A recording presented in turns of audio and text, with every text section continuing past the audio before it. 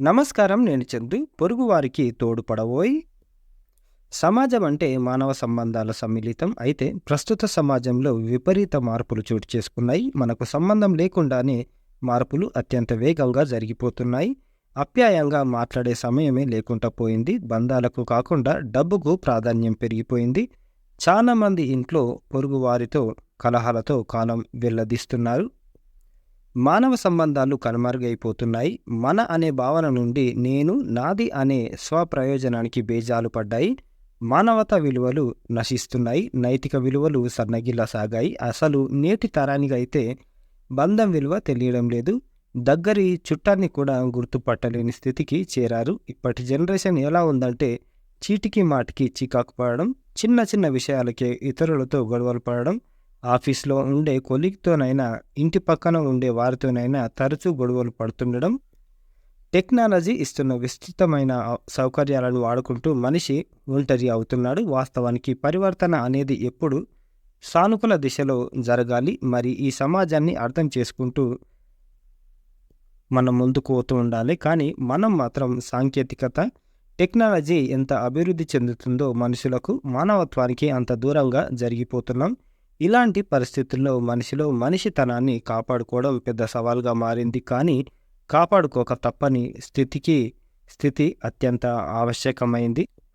మరి మానవ సంబంధాలు కాపాడుకోవడం ఎలా అంటారా? తెలిసిన వారు ఎదురైతే చిరునవ్వుతో హలో చెప్పండి. ఏ స్నేహం ప్రారంభమైన చిరునవ్వు లేదా శుభోదయం లేక హాయ్ హలోతోనే ఉంటుంది. అందువల్ల ఇతరులతో స్నేహహస్తాన్ని చాచడానికి, మీ ముఖంపై చిరునవ్వుతో పొరుగువారి క్షేమం గురించి అడగడానికి ప్రాధాన్యం ఇవ్వండి.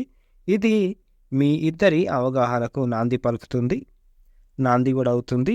మీ ప్రత్యేక వంటకాన్ని పొరుగువారితో పంచుకోండి. మీరు నిజంగా పొరుగువారికి మంచి స్నేహితుడిగా, స్నేహితురాలిగా ఉండాలనుకుంటే మీకు ఇష్టమైన వంటకం లేదా మీరు బాగా తయారు చేసే ఆహార పదార్థాలను వారితో పంచుకోండి. ఇలా చేయడం వల్ల ఇరుగు పొరుగు నైబర్స్ వారి పట్ల మంచి భావం పెరుగుతుంది.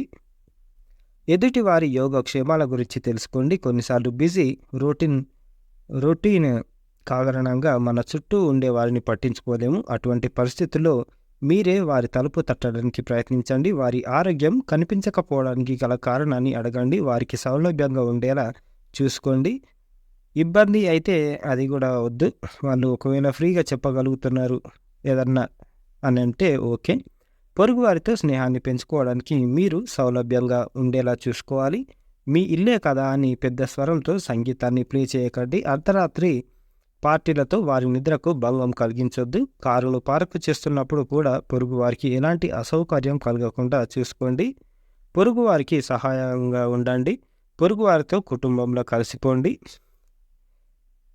ఈ పాడుబడ్డ డబ్బులు కాబట్టి సొంతోళ్ళేమో దూరపోళ్ళు అవుతారు, దూరములోనేమో దగ్గర అవుతారు. పరాయోడు దగ్గర అయిపోయిండు, సొంతోడేమో పరాయోడు అయిపోయిండు అనమాట. మనం అందరికీ స్నేహహస్తం చాటాలి. మనమంతా ఒక ఫ్యామిలీ అన్నట్టు ఉండాలి. వీటిని చూడండి. పొరుగు వారికి సహాయంగా ఉండండి. పొరుగు వారితో కుటుంబంలో కలిసిపోండి. పక్క పక్కనే కాబట్టి ఆపద అవసరమైన సమయాల్లో సహాయం కోసం ముందుగా చేరుకునే వారు మనమే అయి ఉండాలి. కాబట్టి సిలిండర్ అయిపోయిందా లేదా వారు లేనప్పుడు తన పార్సెల్ తీసుకోవాల్సి వస్తే వాటిని రిసీవ్ చేసుకోవడానికి ప్రయత్నించండి. ఇలాంటి చిన్న చిన్న సహాయాలే వారి మనసులో 10 కాలాలు నిలిచిపోయి మీ స్నేహం మరింత పదిలంగా ఉంటుంది. మీ మధ్య బంధం బలపడుతుంది.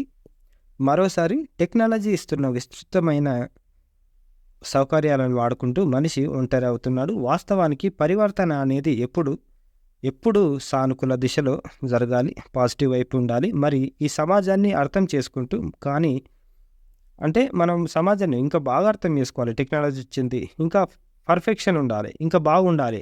కానీ మనం ఏం చేస్తున్నాం? ఈ టెక్నాలజీని వాడుకొని ఎంత అభివృద్ధి చెందుతుందో మనుషులకు, మనం మానవత్వానికి అంత దూరంగా జరిగిపోతున్నాం. ఇలాంటి పరిస్థితుల్లో మనిషితనాన్ని కాపాడుకోవడం పెద్ద సవాల్గా మారింది. కానీ కాపాడుకోక తప్పని స్థితి అత్యంత ఆవశ్యకమైందన్నమాట. ఖచ్చితంగా మనం కాపాడుకోవాలి. మానవత్వం అనేది ఉంచుకోవాలి. మనం మానవత్వంతో బతకాలి. ఇది ఈ రోజుకు సంబంధించిన ఆర్టికల్. పొరుగు వారికి మనకు చేతనైనంత వరకు సహాయం చేయాలి. ఇది ఈ రోజుకు సంబంధించిన ఆర్టికల్. లైక్ చేయండి, షేర్ చేయండి, సబ్స్క్రైబ్ చేయండి. Thank you. ధన్యవాదాలు.